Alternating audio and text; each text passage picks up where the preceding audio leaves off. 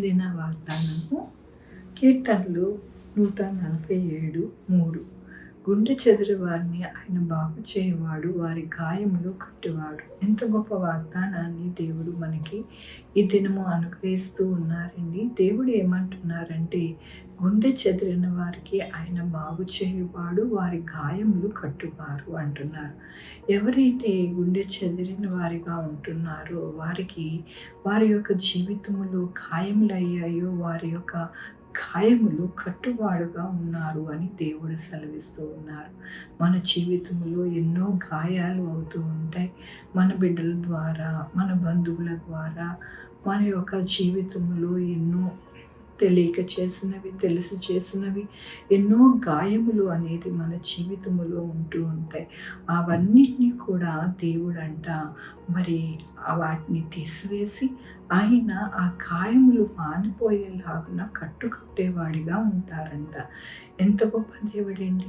మన యొక్క జీవితంలో మనము ఎల్లప్పుడూ కూడా ఎన్నో విషయాల్లో బాధపడుతూ, కష్టపడుతూ, వేదన చెందుతూ, ఎంతగానో రోధిస్తూ మన జీవితంలో గడుపుతూ ఉంటాం. అయితే దేవుడు అంటున్నారు, గుండు చెదిరిన వారికి అంటున్నారు. గుండె అంట చెదిరిపోయిన వారికి ఆయన బాగు చేయువాడు అంటున్నారు. ఆయనే బాగు చేస్తారు. మన జీవితాలను కట్టువాడు ఆయనే. ఆయనే ప్రతిదీ కూడా మన యొక్క జీవితంలో బాగు చేసేవారిగా ఉన్నారని మనము మర్చిపోకూడదు. మన గుండె చెదిరిందని ఎంతగానో గాయంతో మనము బాధపడుతూ కృంగిపోతూ ఉండక దేవుని వైపు చూసినప్పుడు మన గాయములన్నిటినీ కూడా ఆయనే మాన్పి మన యొక్క జీవితంలో కష్టము, బాధ తీసివేసి అన్నిటినీ కూడా సమాధానపరచువాడు ఆయనే. కాబట్టి మన జీవితంలో కృంగిపోక మనము దేవుని వైపు చూసినప్పుడు మన జీవితంలో ఆదరణ దొరుకుతుంది, సంతోషం దొరుకుతుంది, ఆనందము దొరుకుతుంది, ఓదార్పు దొరుకుతుంది. కాబట్టి మన యొక్క జీవితంలో ఆయన వాక్యాన్ని చదువుకుంటూ ఆయనకి ప్రార్థన చేసుకుంటూ ఉంటే కనుక మనకి ఎటువంటి గాయమైనప్పటికీ కూడా ఆ గాయములన్నింటినీ కూడా మాన్పి మన జీవితంలో సంతోషము, సమాధానమును కలగజేసి మన గుండెని అనగా ఆత్మీయమైన గుండెని, అలాగే ఈ లోకంలో ఉన్న శారీరకమైన గుండెను కూడా ఆయన బాగు చేయగలరు. ప్రతి పరిస్థితిని చక్కదిద్దగలరు అనే నిరీక్షణ కలిగి జీవించాలని దినము దేవుడు మాట్లాడుతూ ఉన్నారు.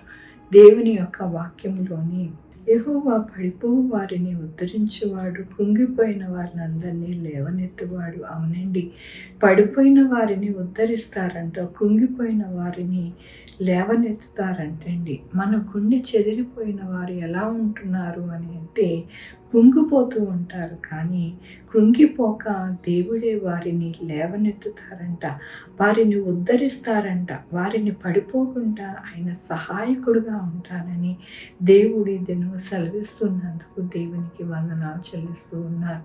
ఈ దినము నా పుట్టినరోజు, పెళ్లి రోజు, అనేక శుభదినములు చేసుకుంటున్న వారందరికీ కూడా నిండారుగా శుభాకాంక్షలు తెలియజేస్తూ ఉన్నానండి. మీ జీవితంలో దేవుని యొక్క కృప, ఆయన ఆదరణ, ఆయన దీవెన మీకు కలుగును గాక. ప్రార్థించుకుందామండి. యెహోవా దేవా, నా తండ్రి, నా ప్రభా, మీ కృపాకనికి రస్తాను బట్టి నీకు వందనాలు, స్తోత్రం చెల్లించుకుంటున్నాను. గొప్ప దేవుడుగా మీరు ఉన్నారు, మీకు వందనాలు. గుండె చెదిరిన వారికి, గాయమైన వారికి నాయన నా తండ్రి మీరే బాగు చేసే దేవుడు. నాయన కృంగిపోయే వారిని లేవనెత్తువాడు నాయన మీరే. నాయన మా జీవితంలో నాయన సమస్తమును చేయగల దేవుడు విన్నా ప్రభు. ఉదయ కాలమున నాయన మీ పాదాలు పట్టుకుంటుండగా మీరే గొప్ప కార్యాలు చేయలాగున సహాయం చేయమని కోరుకుంటున్నాను. ఈ దినము నా పుట్టినరోజు, పెళ్లి రోజు, అనేక శుభదినములు చేసుకుంటున్న వారందరినీ దీవించండి, ఆశీర్వదించండి, మీ కృపలో భద్రపరచమని కోరుకుంటున్నాను.